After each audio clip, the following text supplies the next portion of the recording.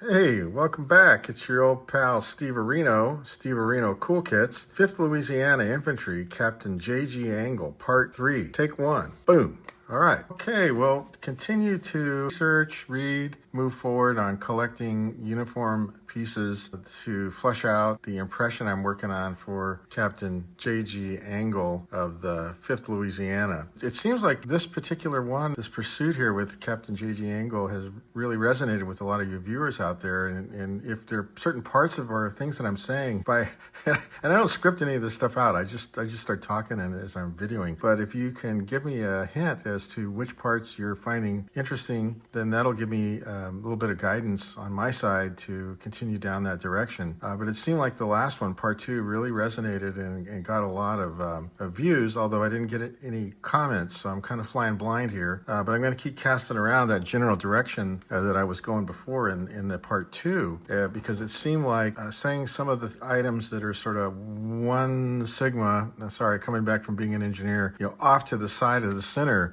that information that's off to the side of the center seems to be what's resonating with a lot of the folks out there. Last time I talked about all of the different manuals that a reenactor would need to know or at least be aware of in order to understand how it is that what was back in those days called the evolution of drill was conducted. You just didn't get out there and start marching around. You were actually instructed, and you were instructed from something, and the something was those different manuals, whether it was Casey's, Hardy's, or Gillham's. And of course has to be consistent and has to be uniform and etc., so that everybody can move together and be effective together as fighting units. Anyway, continuing down, let me move my thinking hat, go to surfing, go to convention, sit and think hat, and talk about some of the stuff I have here in front of me. So since last we got together, I managed to accomplish Captain J.G. Angell's kepi, what he probably would have had. And I can sort of take an aerial flyover to talk about what would have been specific in particular in 1861, certainly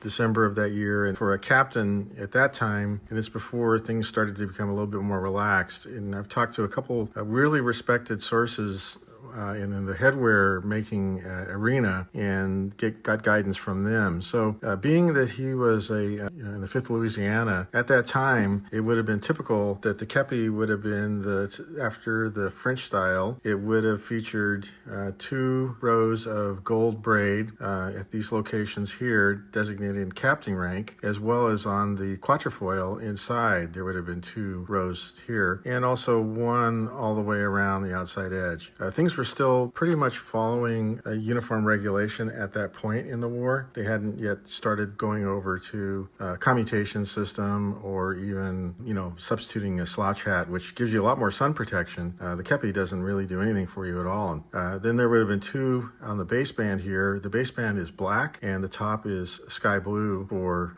infantry. And this would have been the way it was back then before they started going to butternut or other materials, which had to do with material shortage. So a pretty dressy kepi at this point. And of course, as with all kepis, the brim is attached to the baseband like this, and it's turned up slightly so that, move back here, whoa, don't make you guys seasick, so that when it's set down, maybe it's better if I put it over here. So when it's set down, it doesn't get the bottom side of it dirty, right? And you see there, it's going to stand up. And so that's why they had the distinctive sort of upturn here on kepis, right, like this. You can see that, so that when it was set down someplace, the bottom of the brim didn't get dirty. So there's that. Like I say, it's what would I say else about it? A lot of the southern kepis didn't feature that brass buckle right here.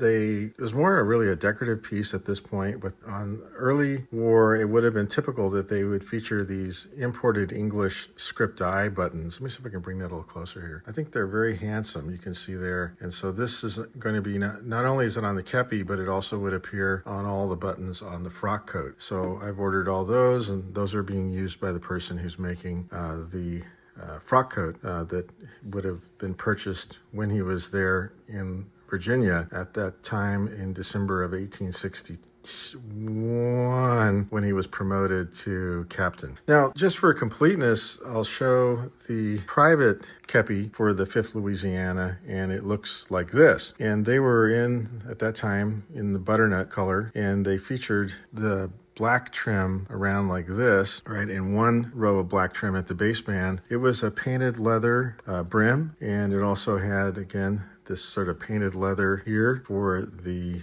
chin strap, and the enlisted men were wearing state Louisiana buttons on theirs to affix the chin strap to the baseband of the hat. Okay, and it would have a maker's mark inside, something like this. Now these were produced in Louisiana, so it gets a Louisiana maker's mark. You can see how that is. And on this particular one, when I had it made, I had a Louisiana Pelican device, it was called, when the person who made it for me asked me if I wanted it, and he asked me, would I like to have a device attached in front? And so I said yes, and you can see here, very nice. Okay, got the J.G. Angell's kepi squared away. I'm happy with that. That's another thing. Check that off the list. And then, the officers would have had their private purchase canteens. And looking over here in Echoes of Glory on page 210, you can see there that it was possible for officers to acquire what was called a filter canteen. So this particular filter canteen is what's called a Bartholomew filter canteen, and you fill it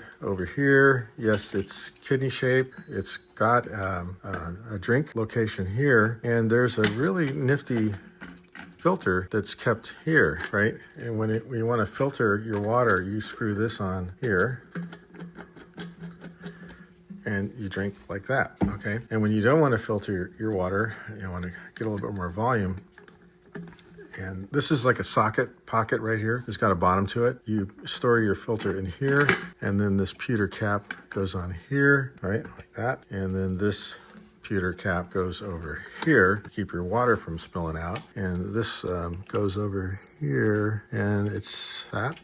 And there's, I don't know if you can make it out, but I'll read it to you. I'll point to it. And there's a tag inside here that says patented July 1861. Okay, so since we're building out J.G. Angell's, the impression for him, and he got promoted to be captain at the end of that year, we go ahead and give it a potential that he purchased this somewhere along the line. Other than that, it's covered up in walnut dyed cloth here, and I sewed that together and attached that around the canteen. It wasn't too tricky to do that.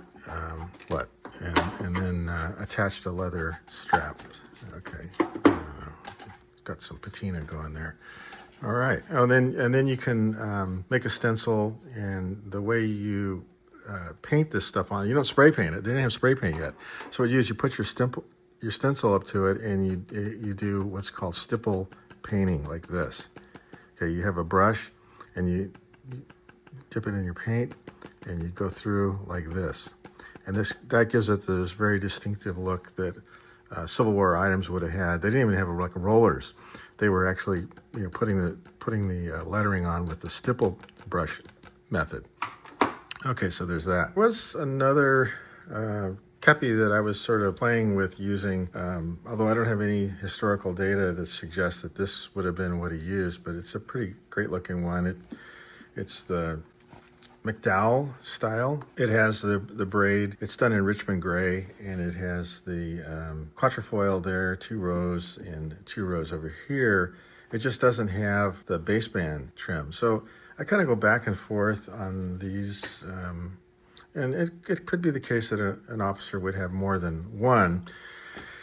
Well, I haven't quite decided yet. I do like this one. It fits very comfortably. It's, what can I say? It's the Stonewall Jackson look, right? With that thing, down, almost covering your eyes, and this thing sloped forward and like that, So there's a lot to be said for that look, but I haven't really decided yet. I don't have any photographic evidence to know which of the headwear that J.G. Angell wore. I haven't yet decided, so maybe we'll just use both sometime or one or the other. I haven't decided. When it comes to other things, when you go down this road of being a Civil War reenactor, you're going to be, a living historian and a visual historian, as actually pointing at his book. It's one of the first books that I ever read when I got into this, Robert Lee Hodge. If you ask him what he is, he'll say he's a visual historian, and he's a big influence, I would say, on a lot of reenactors, or can be a big influence, and he's made a lot of contributions to different research and works and battlefield preservation and on and on and on and on. So a great book, one every reenactor ought to read, and sort of Tony Horowitz sort of shadowed him and went along, immersed himself with Robert Lee Hodge being his guide to get a picture or window into what reenacting was via Robert Lee Hodge reenact. And so that is illuminating and can be helpful. It doesn't mean you have to go do this and mimic this, but it's just helpful to know about it. And then when you meet people in reenacting, they're going to bring different things up. And one of them that they're probably going to bring up pretty likely is they're going to say, hey, did you ever read Hardtack and Coffee? Well, that's one you want to read, and may not get this exactly right, but it was a couple veterans were at this resort retreat, and the young boys that were there would come and found out they were Civil War veterans and asked them stories. And so they decided every evening they would trade off and tell a story from their history. And this is a collection of those recitations. Got put into a book, and some great renderings and everything in here, pictures. And so when you get done with it, you'll have a real flavor for what, as a soldier, the Civil War was like. And I'm not talking about officers, I'm talking about common soldiers of the line. And so, whether they were privates or corporals, I can't remember which, but you would have their impressions. And this is a good book to read. And again, as I've said before in some of my earlier videos, if you're a nice person, people just sort of give you stuff. And somebody gave me the entire collection of these. They said, hey, we're cleaning out this room. Why don't you come on down here? And I walked down there, and they had them all lined up. And there's like 30 volumes in this collection. And it was one of those deals where you signed up, Time Life books, and you pay, and you got like one a month or something like that. And so that person had assembled them all, and some of them have never been read. And it's just like here you go. Right? It's like telling you what this is, right? Every book came with one of these papers. And so it was my good fortune to have mentioned that I was a Civil War reenactor, and 1 + 1 = 3. Ended up getting a whole collection of these really nice hardbound books.